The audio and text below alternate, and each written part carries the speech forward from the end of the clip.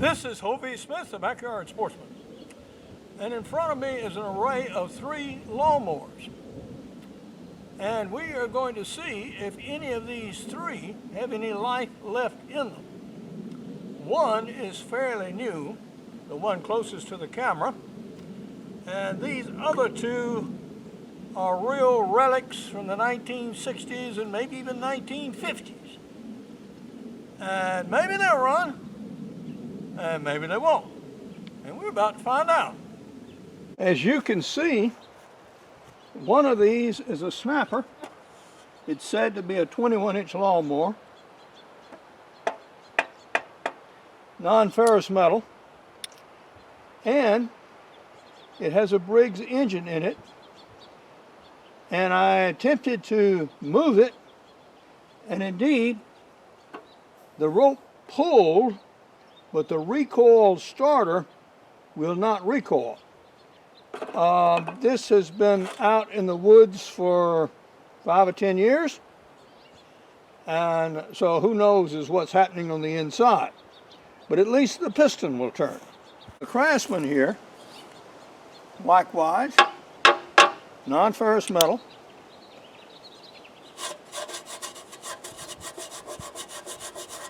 It does have a plate here, but I can't read it yet. And this one has a little bit of a problem. It's sort of missing some parts. One being a gas tank. And the cutting assembly. Now, whether the engine runs or not, I do not know. So that will be sort of interesting to find out. But it looks like the carburetor is just completely gummed up there on the inside. See all sorts of crud in there. And getting any fuel through that carburetor would be, whoa, very, very difficult indeed. Maybe we can rebuild it, maybe not, I don't know. But it certainly needs the running gear, the cutting implement area here, but it turns. Well, maybe hope. Snapper here. It has an air filter. I'm going to take out that air filter and go into town and buy a new one. And also take a look at the spark plug and pull that housing off the top and take a look at that recoil starter and see how far I may have to go with that engine. It may in fact be more cost effective just to put a new engine on that Craftsman. And we'll see if those are available and how that might go. The air filter has generally disintegrated, so we don't have to worry about that.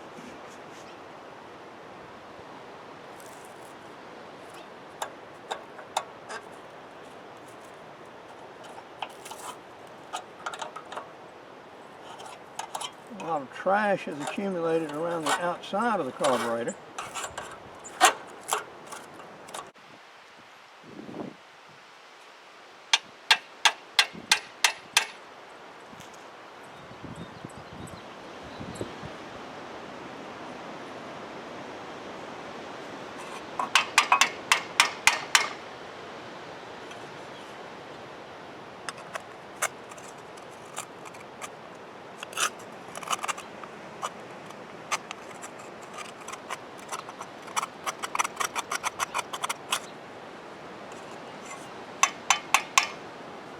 Well, that needs to be completely wire brushed out.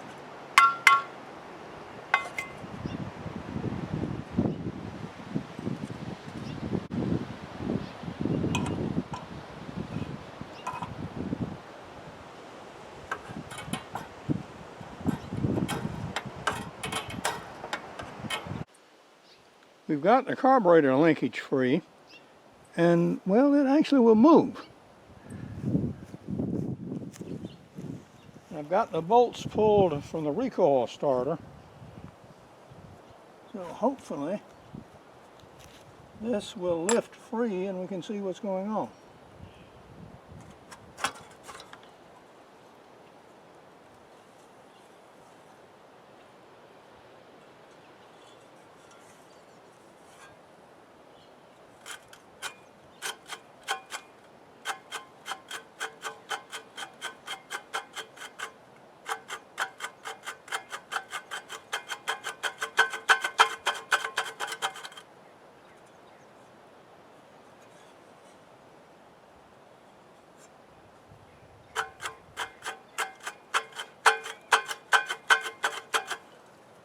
That does not look very hopeful.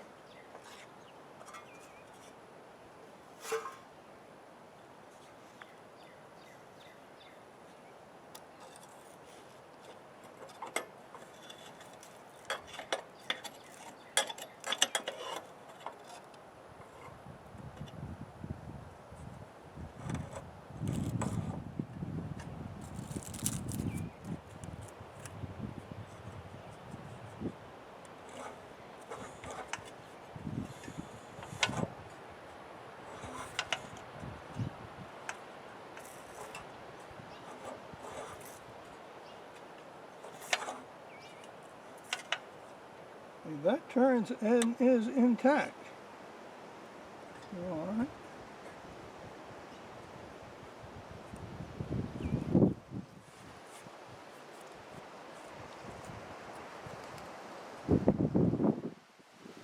I've taken the old plug out, and actually it's old, but the points look good. So we'll go ahead and replace that one and just stick it back in there for now and see how she does. I've investigated the recoil starter, and what was wrong with it is these two tabs were binding on the starter, and once I freed it up, that's about as good as you're going to get.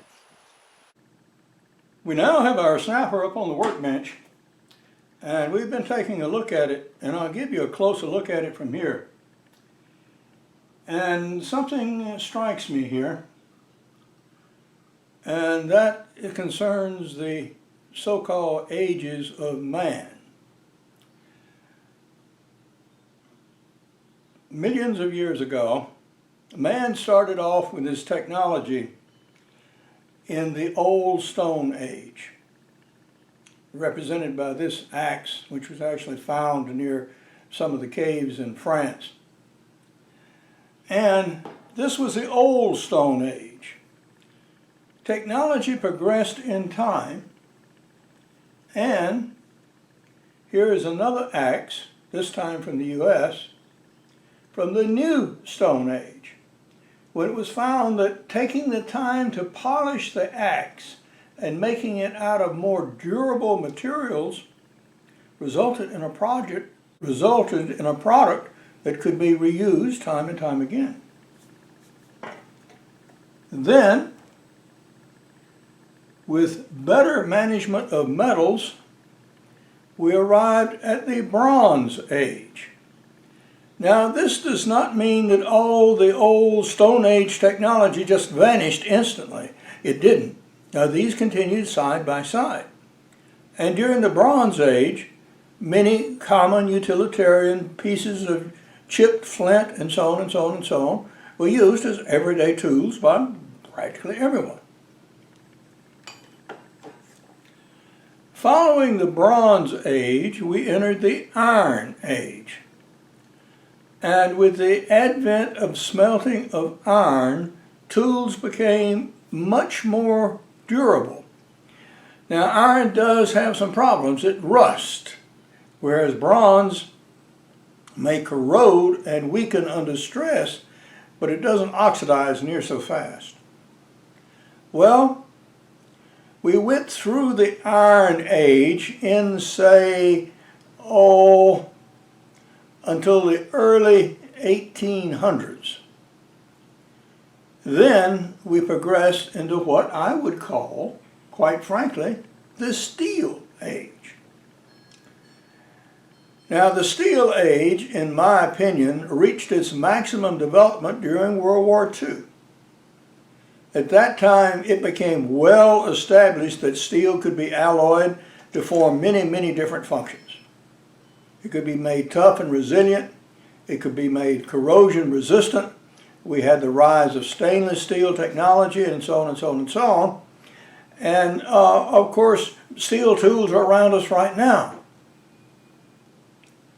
However, developments continue. And I would advocate that when we entered the 1950s, we came into the aluminum age, represented by the snapper lawnmower. Its frame is aluminum. The engine block is aluminum. And it was found that aluminum was useful for many things. Well, I was alive during that period, so I remember it well. And you even had aluminum drinking cups, for example. You had aluminum furniture. And so aluminum was expanded to be the wonder metal of the age. And its alloys were made so they could be tough, they could be hard, they could go into a wide variety of products, as you'll see when we investigate this lawnmower a little further. Well, of course, steel continued to be used, as it is in this lawnmower, in ways that are frankly astonishing these days.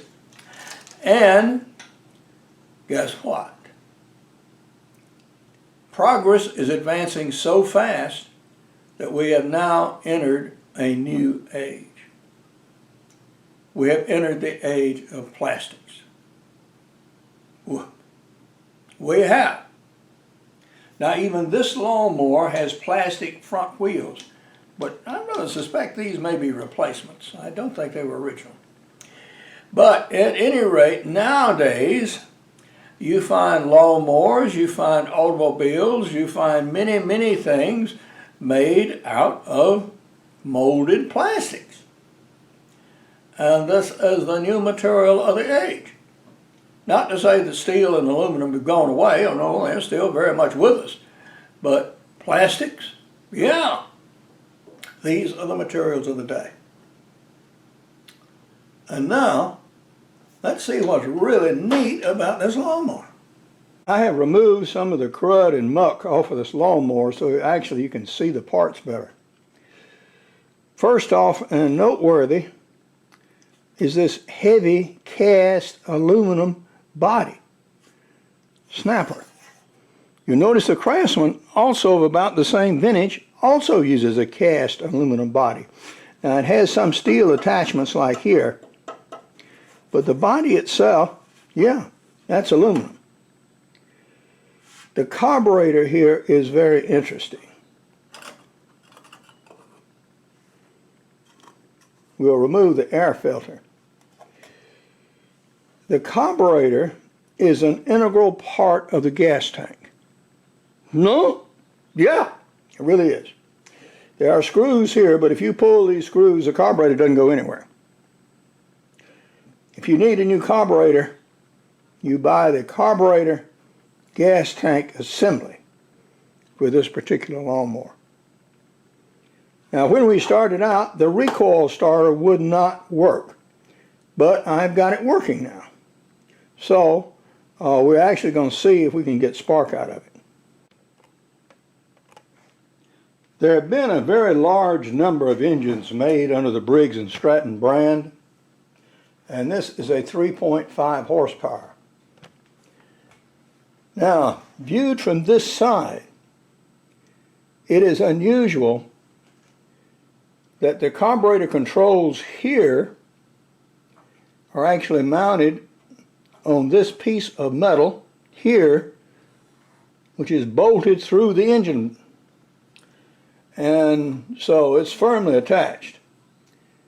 And by the way, this carburetor tank and this attachment plate, that fortunately you can still buy, surprisingly enough. You cannot buy a replacement engine of the same type. And if you could, it would be worth far more than the lawnmower is. It would be interesting to see it run. And as you saw when I had the cover off, there was all sorts of crud on the inside, which I have removed. And we're going to take it out and see if we can get a spark test and see if we can actually perhaps fire it up, at least get a rumble out of it. Now, swinging around and viewing from the other side, there were many variations of this engine in the day. Actually, the more common ones I've seen online have an oil filler tube that actually goes down and screws in here where this plug is right now.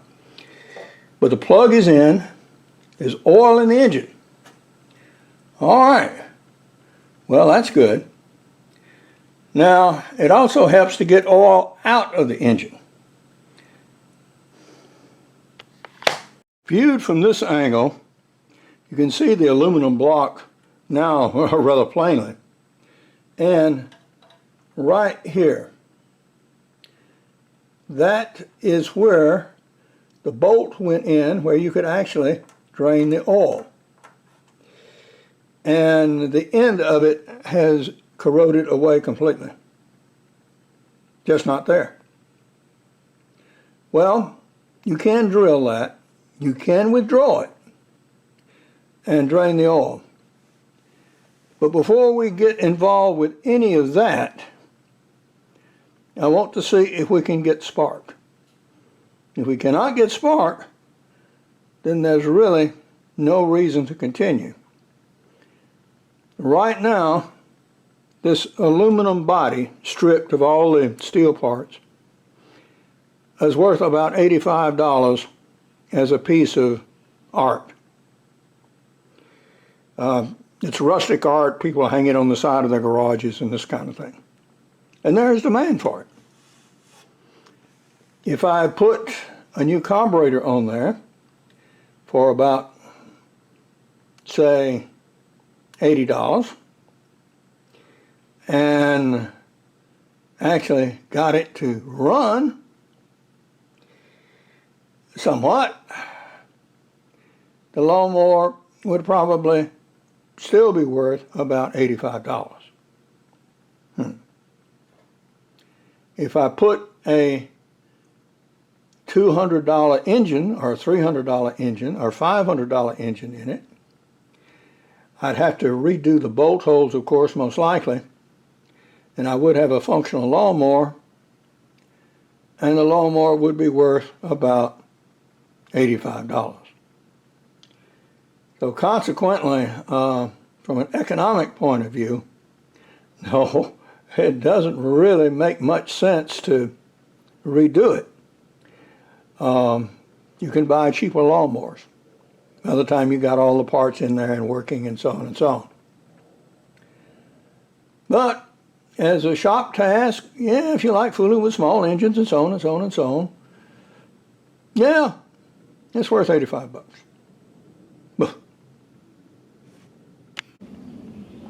Changing focus here, I've given a shot of ether right straight down the carburetor. And we'll see if we can get any sign of ignition.